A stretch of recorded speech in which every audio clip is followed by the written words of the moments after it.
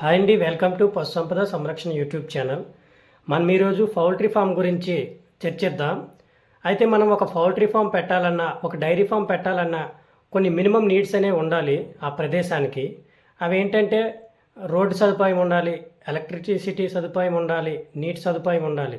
అయితే వీటితో పాటు మనం పౌల్ట్రీ ఫామ్ గురించి మాట్లాడుకుంటున్నాం కాబట్టి పౌల్ట్రీలో కనీసం మనకి కావాల్సిన పరికరాల గురించి మనం తెలుసుకుందాం. ఫస్ట్ ఆఫ్ ఆల్ ఒక పౌల్ట్రీ ఫామ్ మేనేజ్ చేయాలి అనుకున్నట్లయితే బ్రూడింగ్ పరికరాలు కావాలండి. బ్రూడింగ్ గురించి తెలుసుకుందాం. తర్వాత నీటి సదుపాయం కోసం నీటి పరికరాలు కావాలి. దానా కోసం ఫ్రీడర్స్ కోసం దానా ఎక్విప్మెంట్స్ కావాలి. తర్వాత మిగిలిన ఇంక్యుబేటర్లు, తర్వాత వ్యాక్సినేషన్కి ఇచ్చే ఈ సిరంజెస్ అలాంటివన్నీ కూడా కావాలి. అయితే మనం స్టెప్ బై స్టెప్ మనం చెప్పుకున్నట్లయితే ఒక పౌల్ట్రీ ఫామ్ అనేది మేనేజ్ చేసేటప్పుడు ఒక ప్లేస్ని ఎంచుకున్న తర్వాత మనకి కంపెనీ వాళ్ళు డే ఓల్డ్ చిక్స్ ఇస్తారండి.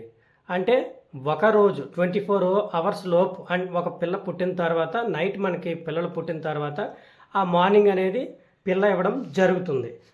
అసలు ఒక కోడి పిల్ల పుట్టగానే ఒక 24 అవర్స్లో ఎన్ని గ్రాములు బరువు ఉంటుందంటే 42 గ్రాముల బరువు ఉంటుందండి. ఆ 42 గ్రాముల బరువు కంటే తక్కువ కనుక ఇచ్చినట్లయితే మనం వద్దనే చెప్పాలి కంపెనీ వాళ్ళకి. 42 గ్రాముల కంటే తక్కువ ఉందంటే అది అనారోగ్యంగా ఉందని చెప్పొచ్చు. యావరేజ్గా ఒక 30-20 ఇలా ఉంటే వద్దనే చెప్పాలి. ఇకపోతే ఫస్ట్ ఆఫ్ ఆల్ మనం ముందు ఒక ఫామ్ మెయింటైన్ చేసినట్లయితే అక్కడ ఉన్నటువంటి లిటర్ అంటే ఒక వరి పొట్టు కానీ, రంప పొట్టు కానీ, కొబ్బరి నార కానీ ఇలాంటిదంతా కూడా తీసివేస్తూ దాంతోపాటు 1 సెంటీమీటరు మందంలా మట్టిని కూడా తీసి బయట పోసేయాలండి. ఎందుకంటే ఏవైనా ఇన్ఫెక్షన్స్ ఉంటే ఆ మట్టితో పాటు పోతాయి. తర్వాత మనం దాన్ని శుభ్రంగా వెలుతు తగిలేటట్టుగా వేడిగా దాన్ని చేస్తే ఆ మిగిలిన క్రిములు కూడా నశిస్తాయి. ఆ విధంగా చేసిన తర్వాత మనం రంపపు పొట్టు కానీ, వరి పొట్టు కానీ డీప్ లిటర్ సిస్టమ్ అంటే నేల మీద మొత్తం కూడా పరవాలి. ఈ విధంగా పరిసి ఆ కోళ్ళు ఫామ్కి కోళ్ళు వచ్చేటప్పుడు మనం రెడీ చేసుకొని ఉండాలి. దాని తర్వాత మనం ఏర్పాటు చేయవలసింది ఏంటంటే బ్రూడింగ్ గ్రాడ్. అంటే ఇప్పుడు మనము ఒక కోడిపిల్ల అనేది ఖచ్చితంగా ఒక 42 రోజుకి ఖచ్చితంగా అది ఒక 3 నుంచి 4 కేజీలు పెరుగుతుంది. ఈ లోపే 42 రోజులు వచ్చేసరికే దాని గ్రోత్ అనేది మనం చూడాలి అంటే వాటర్ సదుపాయం ఉండాలి, దానికి టెంపరేచర్ సదుపాయం ఉండాలి, తర్వాత మ్యాథ్ సదుపాయం ఉండాలి. ఈ మూడింటితో పాటు మెడిసిన్ సదుపాయం కూడా ఖచ్చితంగా ఉండాలి. అయితే మనకి ఈ వాటర్ విషయానికి వచ్చినట్లయితే, ఫీడ్ విషయానికి వచ్చినట్లయితే తర్వాత ఇవన్నీ ఒకరే చేయాలండి. ప్రతిరోజు కూడా ఒక వ్యక్తే వెళ్ళాలి, ఒక వ్యక్తి వెళ్ళే ఇవ్వాలి. అలాంటప్పుడు ఆ కోళ్ళు అనేవి ఖచ్చితంగా ఒత్తిడికి గురి కాకుండా చాలా హెల్దీగా హ్యాపీగా ఉంటాయి. లేదంటే కొంచెం ఒత్తిడిగా ఫీల్ అవుతాయి. మనం ఇప్పుడు టెంపరేచర్ గురించి మాట్లాడదాం. బ్రూడింగ్లో టెంపరేచరు ఫస్ట్ 90 నుంచి 95 డిగ్రీల ఫారెన్హీట్ అండి. ఫారెన్హీటు సెంటీగ్రేడ్ కాదు, 90 నుంచి 95 డిగ్రీల ఫారెన్హీట్ ఉండాలి. అది ఏం చేయాలంటే ప్రతి వారానికి కూడా 5 డిగ్రీస్ టెంపరేచర్ ఫారెన్హీటు తగ్గించుకుంటూ రావాలి. 5 డిగ్రీస్ టెంపరేచర్ ఫారెన్హీట్లో ఉంటుంది కదా, అది తగ్గించుకుంటూ వచ్చి 75 డిగ్రీల సెంటీగ్రేడ్ వద్ద 75 డిగ్రీల ఫారెన్హీట్ వద్ద ఉంచాలి. ఈ విధంగా చేయాలి.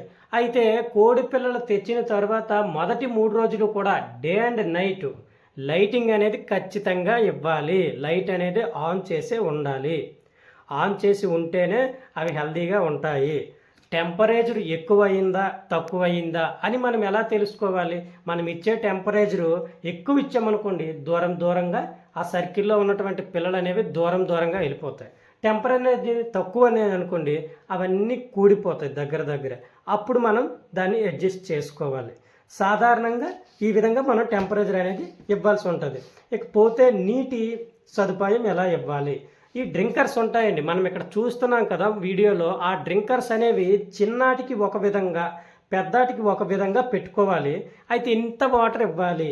1 నుంచి 2 లీటర్లు 25 కోడి పిల్లలకి 1 నుంచి 25 లీటర్లు ఖచ్చితంగా ఉండాలి.